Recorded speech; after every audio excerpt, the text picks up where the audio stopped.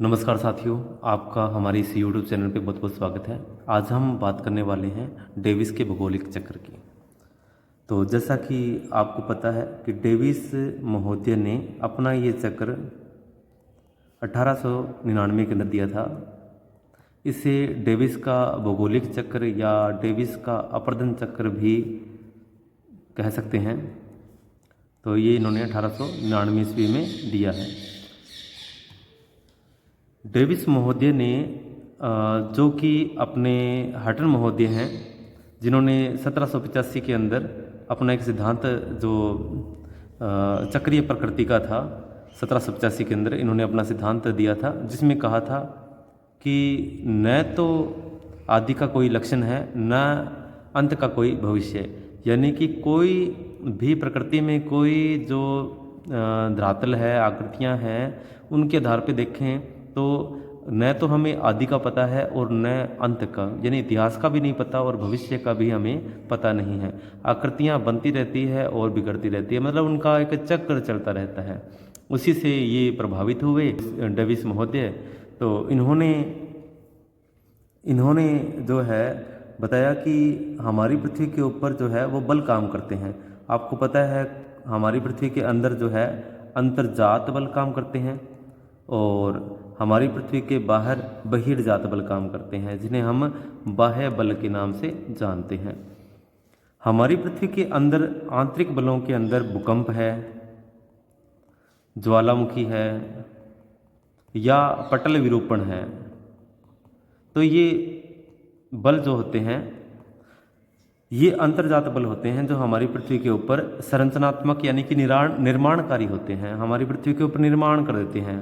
तो हमारी पृथ्वी के ऊपर कोई भी आकृति का जो निर्माण है वो अंतर्जात बल करते हैं। और बाहरी भाग जो होता है उस पर जो बल काम करते हैं वो इस विनाशकारी होते हैं, मतलब इसको विनाश करने के लिए लगे रहते हैं। इनमें पवन है, नदी है, हिमानी है, इनमें भूमिगत जल है, कई कारक हैं, अन्य तटवर्ती जल है, लहरें हैं। तो इनमें महत्वपूर्ण जो है वो है नदी। सबसे ज़्यादा बड़े क्षेत्रों पर जो कार्य करती है विश्व में वो नदियाँ होती है, जो अपर्दन का कारण बनती है। इसमें इन्होंने महत्वपूर्ण इसी का बार बार जिक्र किया है, नदी का। अब ये जो बड़ी आकृति बाहर धरातल से ऊपर उभरी हुई है, इसका बाहरी कारक कौन सा? नदी के द्वारा क्या दिखाया गया? अपर्दन। तो इसी दौरान जो है अंतर्जात बल काम करते हैं उत्थान का और बहिर्जात बल काम करते हैं अपर्दन का। अब डेविस महोदय ने ये बताया कि उत्थान हो जाता है, कि कोई भी स्थल रूप है उसका उत्थान हो जाता है, उसके बाद में उस पर अपर्दन कार्य करता है। अब हम मान लेते हैं कि इन्होंने जो स्थल दिखा रखे हैं, ठीक है, तो उसके ऊपर यहाँ पर एक फैक्टर काम करता है, वो है समय। और इस तरह से ये हो गया समय और यहाँ पर है ऊंचाई, ठीक है। तो इनका जो सिद्धांत है वो इसी पे आधारित है, किस पे? संरचना, समय और प्रक्रम। यानी संरचना, प्रक्रम और समय। यहाँ जो समय है इसको इन्होंने बहुत ही महत्व दिया है, जो कि एक उदासीन कारक होता है, जो एक सिर्फ समय जो है वो बीतने का काम करता है, जिसमें बस चक्र चलते रहते हैं, उम्र बीत जाती है, जीवन काल समाप्त हो जाता है उत्पत्ति के बाद में।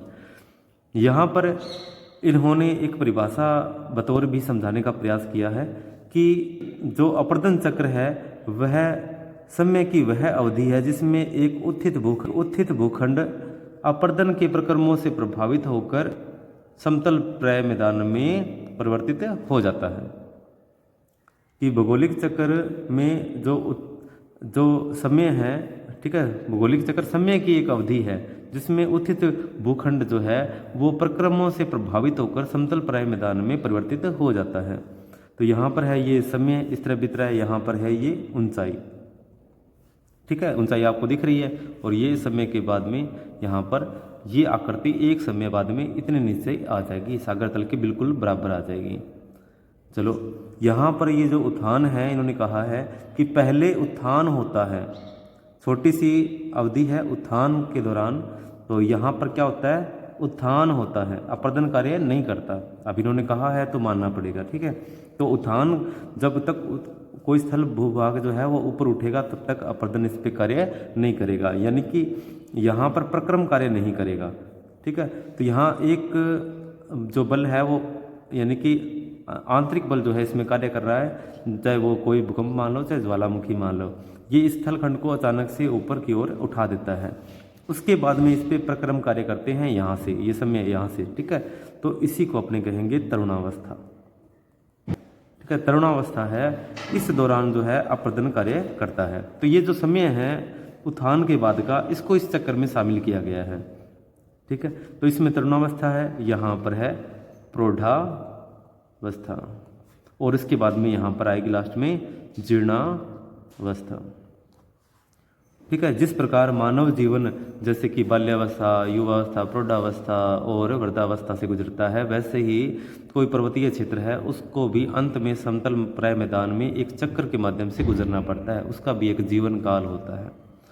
इसमें इन्होंने तरुणावस्था के दौरान क्या कहा है, ये देखिए यहाँ स्थल भाग ऊपर उठा है, यहाँ से अपर्दन कार्य करना शुरू किया है, तो इस भाग में यहाँ पर इन्होंने घाटियों को गहरा होते हुए दिखाया है।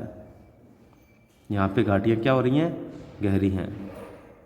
ठीक है, तो ये आप देखो कि इस एरिया में नदी कार्य कर रही है। मैं बताता हूँ वैसे कि एक नॉर्मली बढ़ा देता हूँ, उधर से जो है नदी इधर आ रही है और इधर को जा रही है। ठीक है, तो नदी को दिखाया नहीं है इन्होंने, लेकिन बताया है कि नदी की ये घाटी है और ये इसका शीर्ष होता है।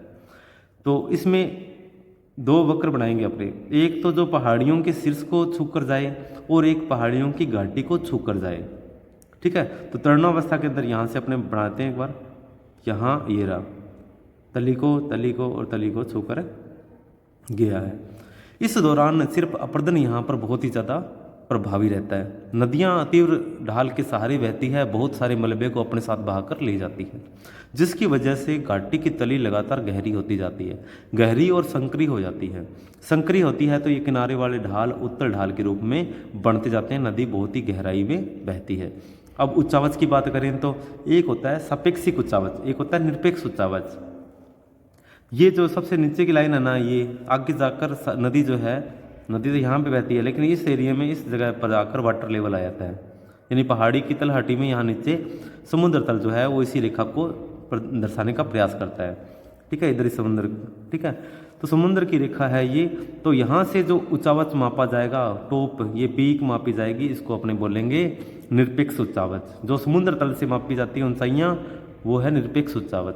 सापेक्ष होती है उसी के आसपास में गहरा क्षेत्र में घाटी में खड़े हो जाओ, पहाड़ी को देखो, ये है सापेक्षिक उच्चावच। इस दौरान निरपेक्ष उच्चावच में कोई परिवर्तन नहीं होता, बहुत ही मामूली सा परिवर्तन होता है, किसमें, निरपेक्ष उच्चावच में। लेकिन इस दौरान जो है सापेक्षिक उच्चावच लगातार बढ़ता रहता है। क्यों? क्योंकि ये उच्चावच ये तो यहीं रहेगा लेकिन ये घाटी गहरी होती जाएगी, तो नदी और गहरी होएगी और गहरी होएगी, तो यहाँ सापेक्षिक उच्चावच क्या होगा, डिस्टेंस बढ़ता जाएगा। दूसरी अवस्था, ठीक है, ये है प्रौढ़ावस्था। जैसे ही नदी जो है वो अपर्दन तो करेगी इस अवस्था में भी तली को, तो तली भी और भी ज़्यादा गहरी, तली क्या हो जाएगी, गहरी हो जाएगी। लेकिन इसमें घाटियाँ क्या करती है, चौड़ा होना प्रारंभ कर देती है। इस प्रौढ़ावस्था में घाटियाँ जो है वो चौड़ी होने लगती है, ढाल भी सम ढाल बना रहता है सामान्य। जो देखो घाटी यहाँ पे थी इतनी पतली थी, वी शेप के अंदर थी, अब वो थोड़ी सी चौड़ाई में हो गई है। ये ऊपरी वक्र तो मिलके जा रहा है इससे, लेकिन निचला वक्र अपने मिला देते हैं, ये निचला वक्र अपने मिला दिया है। अब ये आगे और भी समतल जो है वो होती जाएगी। ठीक है, तो यहाँ की फोटो है, ये इसके बाद की फोटो है, ये इसके बाद की फोटो है। इसको यहाँ रख सकते हो, इसके ऊपर फिर दूसरी ये दिखा सकते हो कि पहाड़ियाँ यहाँ से यहाँ आ चुकी है, और फिर आप जीर्ण अवस्था को फिर दिखा सकते हो कि पहाड़ियाँ यहाँ पे नीचे बिल्कुल नीचे आ चुकी हैं। इन्होंने अपने ग्राफ के माध्यम से दर्शाने का प्रयास किया है। और अगर अपने सामान्य कोई व्यक्ति होगा तो वो क्या करेगा, पहले फोटो यहाँ की दिखाएगा पहाड़ियों की, फिर छोटी पहाड़ियों की दिखाएगा, फिर और छोटी पहाड़ियों की दिखाएगा। तो आप समझ सकते हो कि समय के अकॉर्डिंग जो है यहाँ पर इन्होंने, डेविस महोदय ने ग्राफ का जो यूज़ किया है बहुत ही दिमाग लगा कर किया है। ठीक है, तो तरुणावस्था, प्रौढ़ावस्था, जीर्णावस्था अलग अलग कंडीशन है। इसमें घाटियाँ चौड़ी होने लगती है, काफ़ी चौड़ाई में बहती है नदी, और घाटी गर्तन होता नहीं, बहुत ही कम होता है, क्योंकि नदी का ढाल अब सामान्य हो चुका है, नदियाँ उधर से धीमी आ रही है। ठीक है, इसमें सापेक्षिक उच्चावच जो है वो स्थिर बना ही रहता है, क्योंकि जितना तली गहरी हो रही है उतनी ही उतनी ही घाटी जो है वो ऊपर से यानी पहाड़ियाँ भी नीचे आ रही है। तो इसकी वजह से सामान्य सा यहाँ पर सापेक्षिक उच्चावच बना रहता है, लेकिन निरपेक्ष उच्चावच यानी सागर तल से इसकी ऊंचाई जो है वो काफ़ी घटती है। तो निरपेक्ष उच्चावच जो है वो काफ़ी तेज़ी से घटता है। फिर बात करते हैं ये जीर्णावस्था में। जीर्णावस्था के अंदर नदी काफ़ी चौड़े पाट में बहती है, क्योंकि अब इसके अंदर अपर्दन बिल्कुल ही बंद हो जाता है। जो तली का अपर्दन है वो बिल्कुल ही बंद हो जाता है। इसकी पहचान ही यही होती है कि नदी अपनी तलहटी को गहरा करना बिल्कुल बंद कर देती है, सिर्फ नदी चौड़ा होना ही जारी रखती है। तो नदी अत्यधिक चौड़ाई में यानी कि बाढ़ के मैदानों में होकर गुजरती है, जिस दौरान जो है वो समतल प्राय मैदान का निर्माण होता है। इसके अंदर आप देखेंगे तो यहाँ पर समतल प्राय मैदान के अंदर कुछ छोटी छोटी ऊंची पहाड़ियाँ मिलती है, जिनको हम क्या कहेंगे, मोनाड नाक कहेंगे, जिन्हें मोनाड नाक कहा जाता है। और इस जो समतल मैदान है इसको डेविस महोदय ने क्या कहा है, समप्राय मैदान कहा है, समप्राय मैदान कहा है या पेनी प्लेन कहा है। ये शॉर्ट क्वेश्चन आते हैं काफ़ी बार, पेनी प्लेन क्या है, समप्राय मैदान क्या है। तो आप समझे कि समय की ये अवधि है, इसमें कोई ऊंचाई जो है, ये देखो यहाँ ऊंचाई थी इतनी, ये ऊंचाई घटते घटते घटते घटते एक जीर्ण अवस्था में जब पहुँची तो नदी चौड़े पाट में बहते हुए छोटी छोटी पहाड़ियों वाले मैदान का निर्माण कर देती है, जो कि पहले बहुत ऊंची ऊंची पहाड़ियाँ थी। डेविस महोदय ने बहुत ही आसान से ये ग्राफ बनाकर जो है हमें भौगोलिक चक्र के बारे में समझाया है। तो उम्मीद करता हूँ इससे आपको लाभ हुआ होगा। यदि लाभ हुआ हो तो लाइक ज़रूर कीजिएगा। मिलते हैं नेक्स्ट वीडियो में। धन्यवाद।